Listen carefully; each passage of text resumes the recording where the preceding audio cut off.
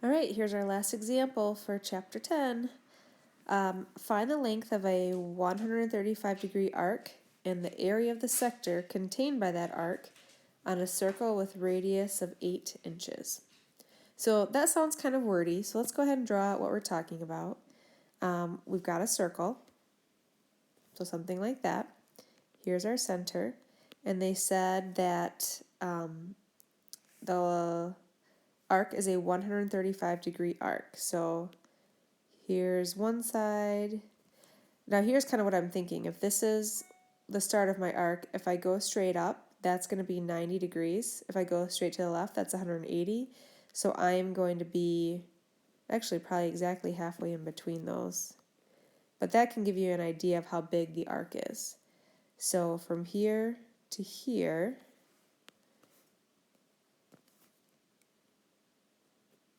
so this is our 135-degree arc. The radius is 8. All right, so it says find the length, so that is arc length.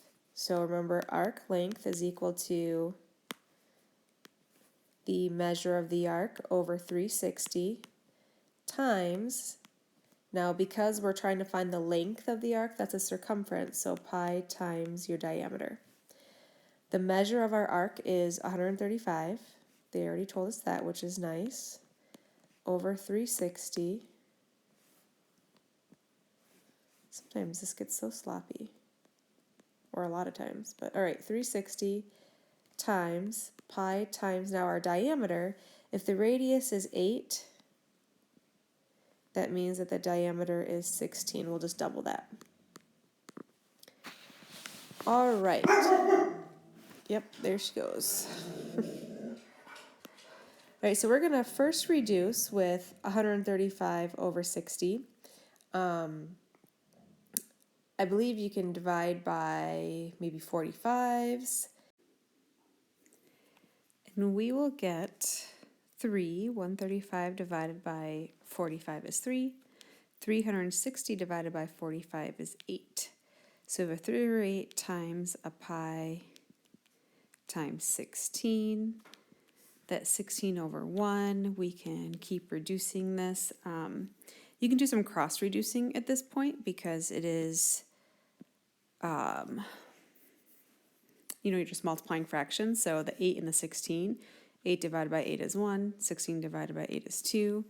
And then we can see that across the top we have a 3 times a pi times a 2, which is 6 pi.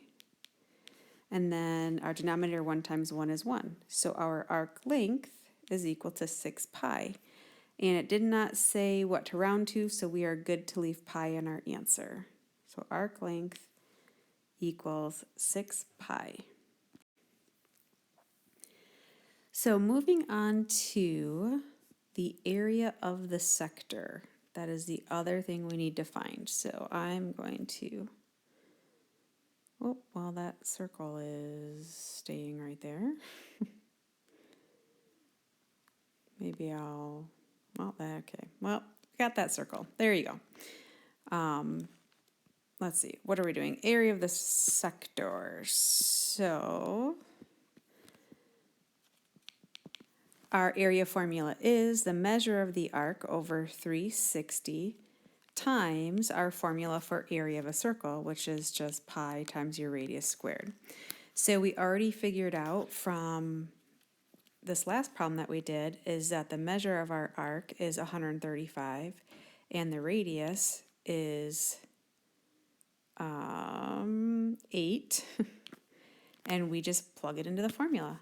So area equals 135 over 360 times pi times our radius, which is 8 squared.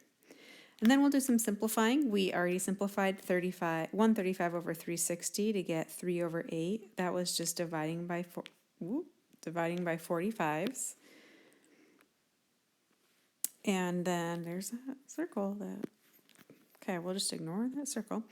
Okay, times pi times 8 squared is 64. So again, that 64 is over 1. You can do some cross reducing. I notice the 8 and the 64. Divide by 8, you get 1.